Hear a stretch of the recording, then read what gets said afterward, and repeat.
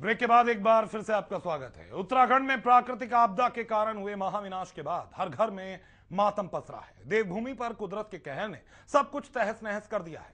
यहां तक कि त्रासदी के शिकार हुए लोगों को 2 गज जमीन का टुकड़ा भी नसीब नहीं हो पा रहा। मृतकों के अंतिम संस्कार में प्रशासन को काफी दिक्कतें आ रही हैं। वहीं त्रासदी के शिकार हुए लोगों के डीएनए टेस्ट लेने गए डॉक्टरों ने भी हाथ खड़े कर दिए हैं। मृतकों के डीएनए टेस्ट लेने गए डॉक्टरों के दल में शामिल कई डॉक्टर लौट चुके हैं। उत्तराखंड में आई प्राकृतिक आपदा के कारण वहां पर सब कुछ तहस नहस हो चुका है। प्रकृति के रौद्र रूप ने वहां पर सब कुछ तबाह कर दिया है। उत्तराखंड की वादियों में बसते बाशिंदों के घर उजड़ चुके हैं। हजारों बेशकीमती जिंदगियां जल के जलजले की भेंट चढ़ चुकी है। इस जलजले में कई लोग असमय ही मौत के आगोश में समा चुके हैं। उत्तराखंड के हर घर में मातम पसर चुका है। हर घर में मातम की सिसकियां हर किसी के रूह को विह्वल कर देती है। लोगों के सिरों पर छत नहीं है, घर में खाने को अनाज नहीं है। ऐसे में इन लोगों को समझ में नहीं आ रहा कि वे करें तो क्या करें।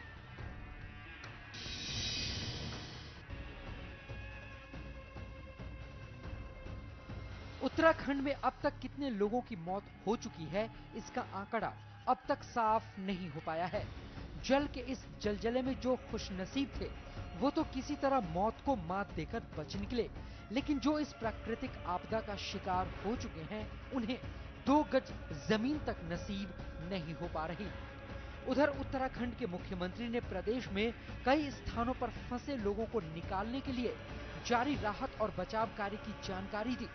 वहीं उन्होंने इस मौके पर प्राकृतिक आपदा का शिकार हुए होटल मालिकों को मुआवजा देने का भी ऐलान किया। मुख्यमंत्री विजय बहुगुणा ने प्रदेश के लोगों के बिजली बिल के बिल माफ करने की भी बात कही है। वहीं उन्होंने केंद्र सरकार की ओर से राज्य को दी जा रही मदद की भी जानकारी दी। 1 जून से लेकर के 31 मार्च तक जो हमारे बिजली के बिल और जो पानी का जो देय है, जो affected families in the disaster area, उनको हम लोगों ने माफ कर दिया। इसी तरह से जो भी स्टेट के जो लोन्स लिए गए सहकारी बैंक से या सहकारी स्टेट के किसी भी एजेंसी से, उसका जो इंटरेस्ट है उसको 1 साल के लिए हम लोगों ने स्टे कर दिया, 1 साल के लिए। और जो सेंट्रल बैंक से जो लोन लिया रखा है लोगों ने, हम गवर्नमेंट ऑफ इंडिया को हम रिक्वेस्ट कर रहे हैं कि गवर्नमेंट ऑफ इंडिया जो उसको भी 1 साल के लिए उसको डिफर कर दे। हमने ये भी निर्णय लिया है कि जो गांव प्रभावित क्षेत्र जो कट ऑफ है, जिनके लिंक खत्म हो गए रोड से, एक्सेसिबल नहीं रह गए, वहां राज्य सरकार 1 माह तक के लिए फ्री राशन पहुंचाएगी। जितने स्टूडेंट्स हैं जो पॉलिटेक्निक में थे, ITI में थे, यूनिवर्सिटीज में थे, डिग्री कॉलेज में थे, उनको 1000, और जो उससे नीचे उनको 500 रुपए का उपलब्ध कराने जा रहे हैं। जो बच्चे अनाथ हो गए इस आपदा में, बहुत दुख परिवारों ने झेला है। जो बच्चे ऑर्फन हो गए उनको उनका लालन पोषण शिक्षा सारी जिम्मेदारी राज्य सरकार उठाएगी।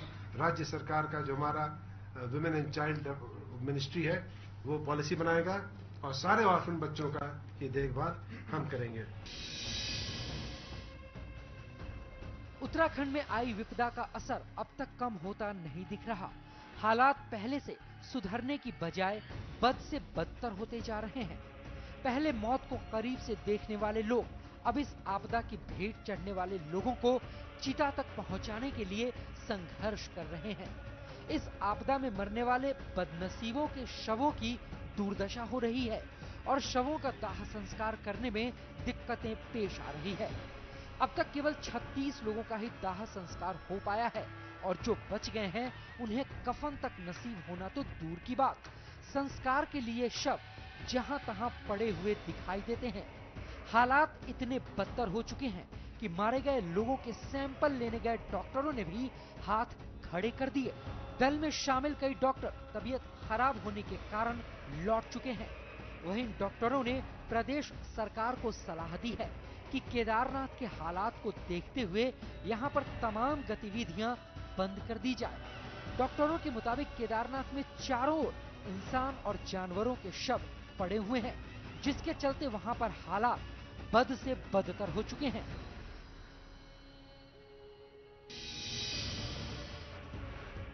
उत्तराखंड में आई इस प्राकृतिक आपदा में राज्य सरकार की सबसे बड़ी लापरवाही सामने आ रही है। प्रदेश में अब तक बड़ी संख्या में लोग फंसे हुए हैं, जबकि हजारों लोग लापता बताए जा रहे हैं, जिनका कोई सुराग अब तक नहीं लग पाया है।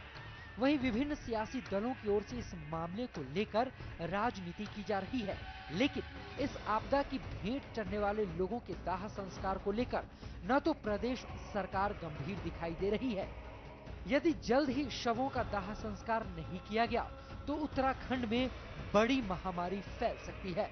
Bureau report, MH1 news.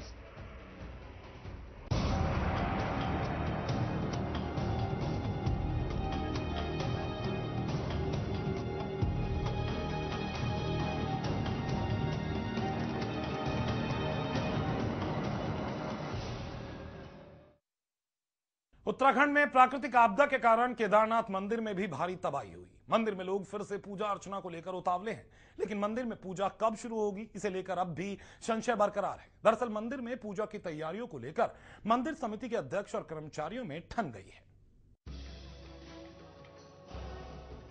Kedarnath में कुदरत के कहर के कारण सब कुछ नष्ट हो चुका है। केदारनाथ घाटी समेत उत्तराखंड के कई इलाकों में पिछले दिनों आई त्रासदी का असर अब तक जारी है। केदारनाथ में कुदरत के कहर का शिकार होने वाले लोगों की संख्या बढ़ती जा रही है। तबाही के निशान केदार घाटी में अब भी देखे जा सकते हैं। तबाही का ये मंजर यहाँ के लोगों का कभी न भूलने का दर्द देकर गया है, जिसकी कसक ताउम्र इनके जहन में जिंदा रहेगी। इस त्रासदी से उबरने में भले ही लोगों को वक्त लगे, लेकिन ऐसे मुश्किल हालातों में लोगों के जख्मों पर मरहम लगाने का काम किया है उन लोगों ने जो त्रासदी का शिकार हुए लोगों की मदद के लिए आगे आए हैं।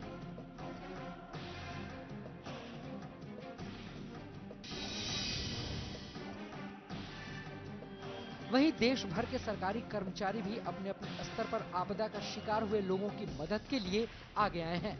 वहीं पंजाब, हरियाणा समेत देश के अन्य हिस्सों से भी धार्मिक और सामाजिक संस्थाएं पीड़ितों की मदद के लिए आगे आ रही हैं और आम लोग भी दिल खोलकर आपदा की इस घड़ी में लोगों की मदद के लिए आगे आए हैं।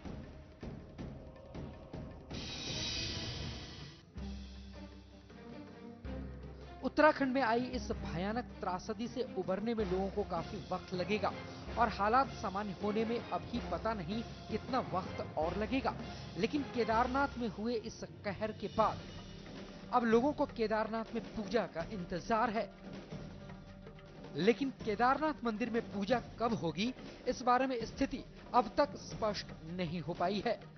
17 जून की त्रासदी के बाद से मंदिर में पूजा अर्चना का सिलसिला बंद है।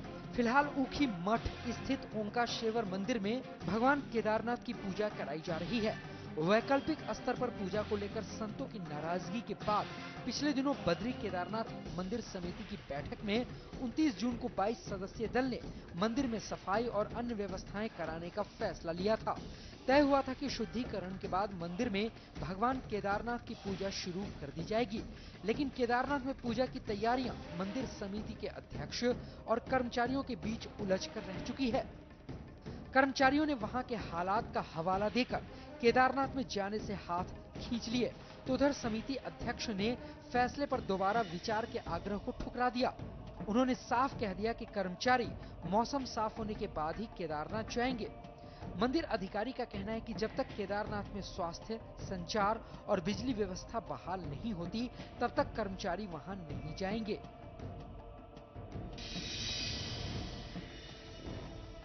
केदारनाथ मंदिर में पूजा को लेकर फिलहाल मंदिर समिति के अध्यक्ष और कर्मचारियों में ठन गई है, जिसके चलते मंदिर में पूजा को लेकर पसोपेश की स्थिति बन चुकी है। हालात का हवाला देकर केदारनाथ जाने से पीछे हट रहे हैं। Bureau report, MH1 news.